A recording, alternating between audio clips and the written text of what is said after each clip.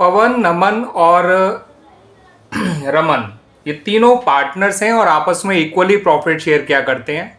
इन्होंने देव को भी इक्वल पार्टनर के तौर पे एडमिट किया। गुडविल जो है फर्म की वैल्यू की जाएगी on the admission of Dev at 4 year purchase of average profit of last 5 years।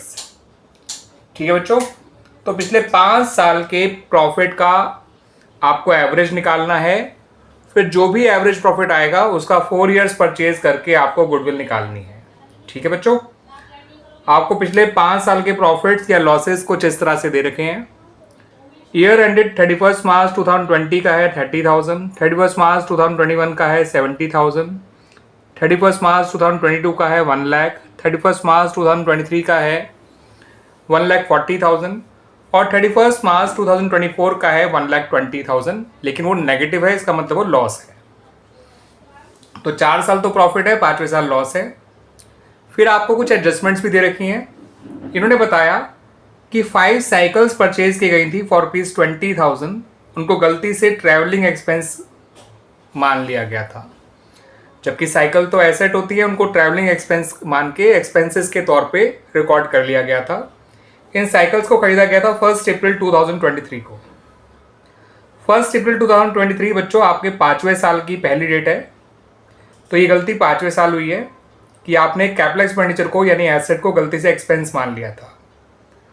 ठीक है बच्चों, और आपको अब उसको डेप्रिशिएट भी करना है 25% पर एनम, क्योंकि वो एसेट है तो उस पर डेप्रिसिएशन लगेगा।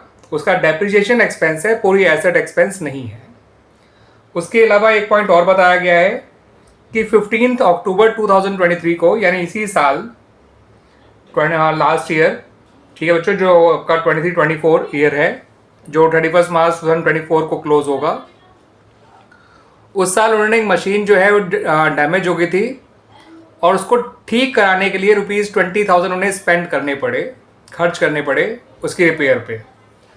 तो बच्चों ये नॉर्मल रिपेयर नहीं है, ये रिपेयर आपको मजबूरन करनी पड़ी क्योंकि मशीन डैमेज हो गई थी। तो ये आपको अब नॉर्मल लॉस की तरह ट्रीट करना है और इसका ट्रीटमेंट भी 5th ईयर ही किया जाएगा। ठीक है बच्चों, तो एवरेज प्रॉफिट निकालने से पहले आपको 5वें साल के प्रॉफिट को एडजस्ट करना होगा और उसको एडजस्ट करने के बाद जो आपका फाइनल प्रॉफिट या लॉस जो भी आएगा उसको कंसिडर किया जाएगा while calculating the average profit. ठीक है बच्चों, तो आइए पहले उस 5वें साल के प्रॉफिट को एडजस्ट कर लेते हैं। तो बच्चों एडजस्टेड प्रॉफिट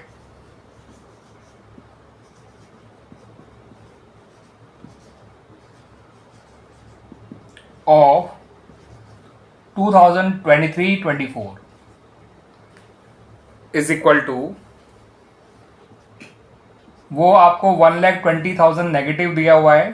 ठीक है बच्चों, उसमें आप एसेट के अमाउंट को प्लस करिए और उसके डेप्रिसिएशन को, जो कि 25% पर एनम है और पूरे साल का ही लगेगा क्योंकि वो एसेट पहले दिन ही आपने उसमें इंक्लूड कर ली थी एक्सपेंस में, तो पूरे साल का डेप्रिसिएशन लगाएंगे इस पर, तो आपका हो जाएगा 5,000। और जो 20,000 का एबनॉर्मल लॉस है, एबनॉर्मल रिपेयर है, उसको आप ऐड करिए क्योंकि एबनॉर्मल लॉस और एबनॉर्मल एक्सपेंसेस को ऐड किया जाता है। ठीक है बच्चों, तो 20,000 एसेट के जो थे वो प्लस करे गए, 5,000 उसके डेप्रिसिएशन के माइनस किए गए और जो एबनॉर्मल लॉस है 20,000 उसको हमने प्लस किया। अब ये खुद माइनस में है तो 5,000 तो इसमें ऐड हो जाएगा, ये हो जाएगा माइनस का 125 और प्लस 40 करेंगे तो आंसर आएगा फाइनल माइनस का 85,000। ठीक है बच्चों, तो आपको जो 5वें साल का एडजस्टेड प्रॉफिट या जो हमसे लॉस कहें तो ज़्यादा अच्छा रहेगा, वो ये है आपका। ठीक है बच्चों, ₹85,000।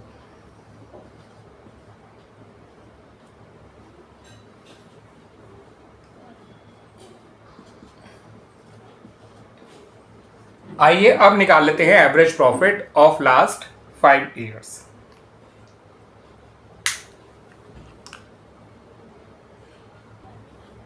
तो बच्चों शुरू के जो 4 साल हैं उनके प्रॉफिट तो वही लीजिएगा जो हमें गिवन है, उनमें कोई चेंज नहीं करना है, उनको एडजस्ट नहीं करना था। तो 30,000 प्लस 70,000 प्लस 1 लाख प्लस 1,40,000 और लास्ट वाला प्रॉफिट तो नहीं है बल्कि लॉस है, तो उसे आप माइनस कर दीजिए 85,000 और होल डिवाइड बाय 5 करिए। 30,000 और 70,000 होता है बच्चों 1 लाख, 1 लाख और 1 लाख होता है 2 लाख, 2 लाख प्लस 140 होता है 340, 340 में से 85 माइनस करेंगे तो ये आएगा 2,55,000। इसको डिवाइड करिए 5 से तो आपका एवरेज प्रॉफिट आ गया 51,000। अब जब एवरेज प्रॉफिट आ गया तो आपको गुडविल भी आसानी से मिल जाएगी, क्योंकि क्वेश्चन में कहा गया है कि जो गुडविल है वो एवरेज प्रॉफिट का 4 इयर्स परचेज है। तो जो एवरेज प्रॉफिट आया है उसे 4 से मल्टीप्लाई कर दीजिए, आपकी गुडविल आ गई ऑफ द होल फर्म। आपको इसमें केवल फर्म की गुडविल बतानी है। अगर आपसे कहा जाता है कि देव के हिस्से की गुडविल बताइए तो बहुत आसान था बच्चों, 2,04,000 को देव के शेयर से मल्टीप्लाई कर देते, आपको देव के हिस्से की गुडविल भी मिल जाती, जो कि आती 51,000 ही आती बच्चों, क्योंकि उसका हिस्सा 1/4 है।